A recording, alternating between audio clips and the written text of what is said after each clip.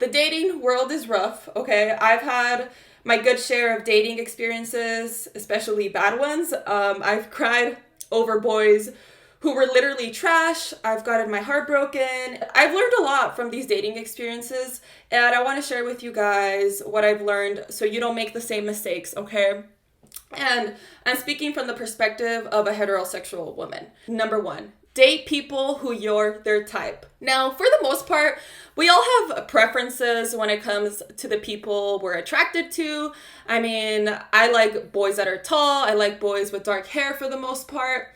And I feel like men are the same way. You know, sometimes they prefer brunettes over blondes or blondes over brunettes, whatever. And a lot of times we will date people who we're just not their type. And I feel like I've been in that situation many times where these boys who like pursue me, they like me, they're attracted to me, but not enough to be in a long-term relationship with, if you get what I mean. Like they see themselves maybe with a girl from a different ethnic background or with a girl who has blonde hair. And I remember trying to win them over because I'm like, well, they're giving me attention. This must mean like they want something serious with me. But when I looked at their dating history, it was never girls that like looked like me. And it's not that like I'm any less than those girls, but it's just the truth. Like certain people have preferences when it comes to the person that they want to date, what they're looking for in the person. It has nothing to do with you. You should be dating people who you're their type, people who already see your value. You should never have to fight for somebody to see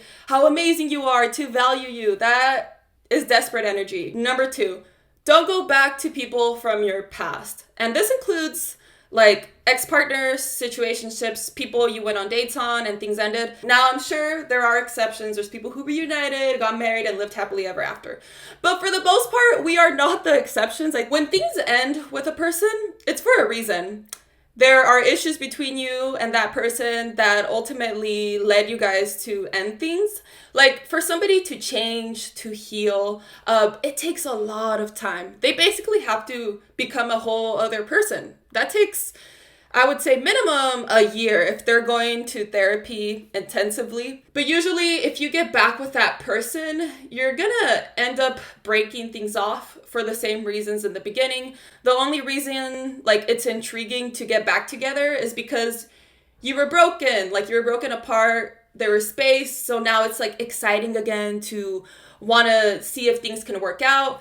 But ultimately, once that like excitement is gone, you're going to be like, man, why did I get back with this person? I believe in God, and I feel like when things end with a person, it's because it's meant to be. And sometimes we will get in the way of our own blessings that are coming. Like, what if God had somebody better for you, but you insist on going back to these people? So yeah, like you're not going to get anything better because you keep going back to your past. Number three, don't stress about them coming back. When boys come back, it's not always because they're coming back because they realize how amazing you are and whatever.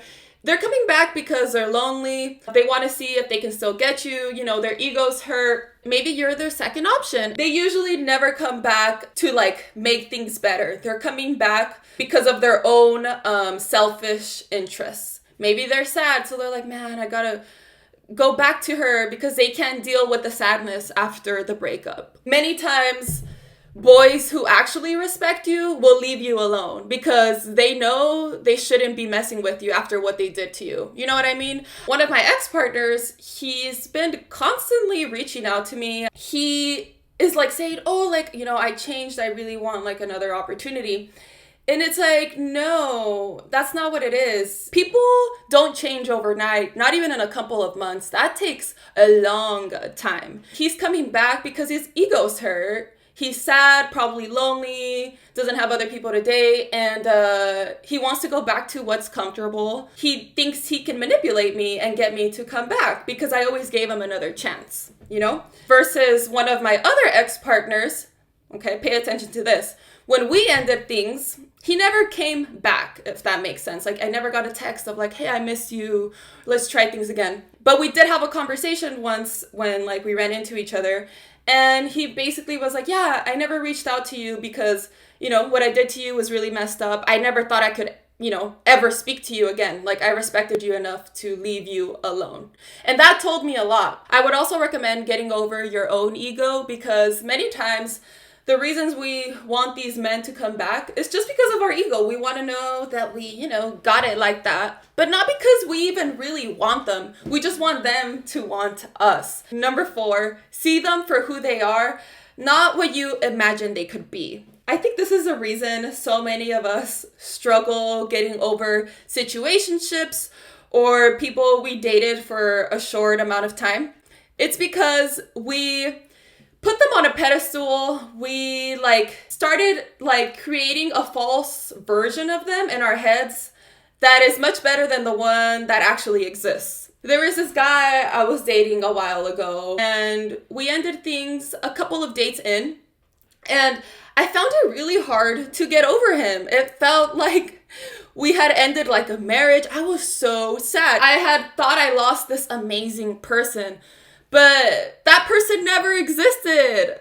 Sometimes when you're really attracted to somebody, or you're really kind of desperate to find a partner, your head will make this person look better than what they really are. And you'll fall in love with that version instead of the person that you're actually seeing, who probably has flaws and is not treating you well. Number 5, let him lead. For the most part, I used to always be in my masculine energy when it came to dating. I would offer to pay, I would plan dates out, I would text first, and I thought there was nothing wrong with this. If it works for you, it works for you. But I realized that my best relationships have come from the times that I was in my feminine energy, when I let the guy take the lead, let him take charge. I feel like when a guy really likes you, he will plan everything out. Don't be like me, okay? There was this one guy that I was seeing. We went on a couple dates, and he never reached out for a 4th date. And I was kind of sad, because I'm like, damn, we vibed. It's different if they don't reach out because, things just didn't go well. But I had thought things had gone well. He never reached out, and I was like, you know what? It's because he's waiting for me to reach out. Duh. So I reached out, and he's like, oh, kind of busy right now, blah, blah, blah. In other words, no, I don't want to hang out with you.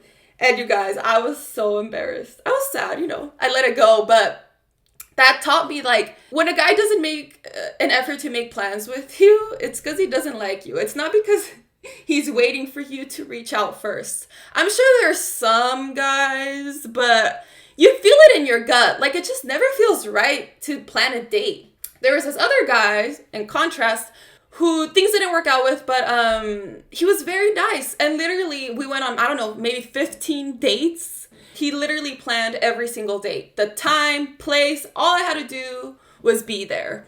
And sure enough, he was the guy that was most interested in me and the most healthy, and I felt the best with him. This is just a reminder to let him do his thing when it comes to dating you. Let him show you how much he likes you. I feel like men, that's where they thrive too, in their masculine energy. Let them be there. Number 6, stop dating people who make you feel anxious.